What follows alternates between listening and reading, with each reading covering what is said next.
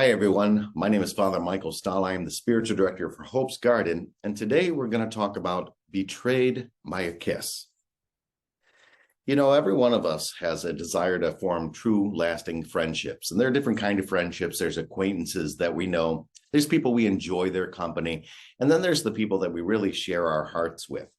And if that was the truest kind of love, it would be very wonderful to have people that we could open up ourselves to and know them truly. However, it is also the human experience to have a sense of being betrayed. Even Jesus himself understood this. He gave to his apostles all of his love, his teachings, and opened up the meaning of his soul. He showed them his true nature as both human and divine. But in the process, he also exposed himself. He made himself vulnerable. Perhaps this is one of those signs of true love, is when we're able to be vulnerable with each other. And yet Judas would betray this. It was Judas who went out and then tried to perhaps manipulate Jesus into activity by calling the authorities and maybe making Jesus want to take arms and then start the revolution. Or maybe Judas was just thinking about the money he would get out of it. Or maybe Judas was trying to come up with an exit plan. We don't really know the motivation behind Judas. Whatever it is, he knew that he was going against Jesus and Jesus' plan. He brings the authorities to arrest Jesus in the Garden of Gethsemane. He approaches Jesus with the instructions to the soldiers that were present. The one that I kiss, he is the one that you are to arrest. Judas walks over and says, Rabboni, teacher, and kisses Jesus. Jesus seems to have even a shock. Really? With a kiss, you betray the Son of Man? Why is that so shocking?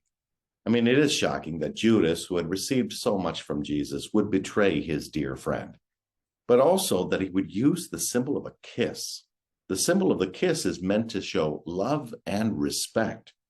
Even at the end of a wedding ceremony, there is often the moment in which the bride and the groom kiss one another, and everybody kind of applauds because it is a sign of love and respect. It would be very, very disturbing to have that betrayed. In fact, when people then use each other for sexual desires, rather than truly loving and respecting each other, or when infidelity takes place, people do feel betrayed because the kiss seemed to say there is a permanence, there is a commitment, there is a deep respect for your needs and your desires, as well as an understanding that you fulfill my deep needs and desires.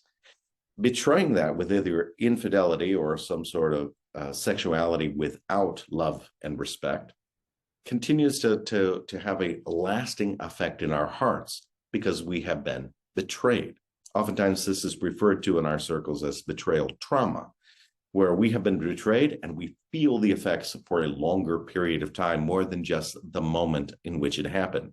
Because the kiss or any of the attention given to us in that way is meant to be symbolic. It's meant to show something lasting, something permanent, something respectful and loving. And when it doesn't do that, when the sign and symbol do not match the true meaning behind it, as in the case of betrayal, it takes us a long time for our minds and hearts to then begin to understand, to trust, and to return the true meaning of that kiss. Throughout the Holy Mass, we have what are called the four kisses. The first is the priest kisses the stole that he puts around himself when he dresses himself in the vestments. He does this as a reminder that in my priesthood, Christ is present, and out of respect and love for my teacher, for my Lord, I give the kiss.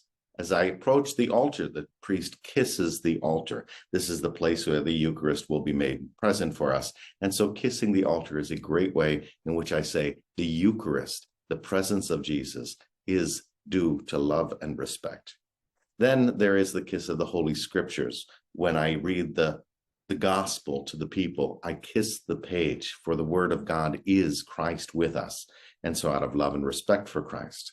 Finally, there's the kiss of peace, when everybody shares the sign of peace with one another. In some cultures, or maybe within the family, there are literally kisses. Oftentimes it's a shaking of the hand or a nodding of the head, but it is meant to be a sign of love and respect for each other. Now, to take those symbols and in some way betray them, to do the action but not be sincere about it, would be sacrilegious. It would be something very sinful against the church and against Jesus himself. By extension, when people are married, their sacrament is to be the place where Christ is found. In the sacrament of marriage, they show love and respect to each other with the kiss. This is not to be betrayed. In doing so, it is a great sin, and it causes trauma, and it is disrespectful to God himself. It is as if Judas has betrayed him with a kiss. Just as the Mass with the 4 kisses continues to try to make amends, reparations for the sins against Christ and the sins of sacrilege, we also continue to work on our marriages and on the dignity of every single person in relationship with Jesus Christ, so that we might repair the damage done by the trauma.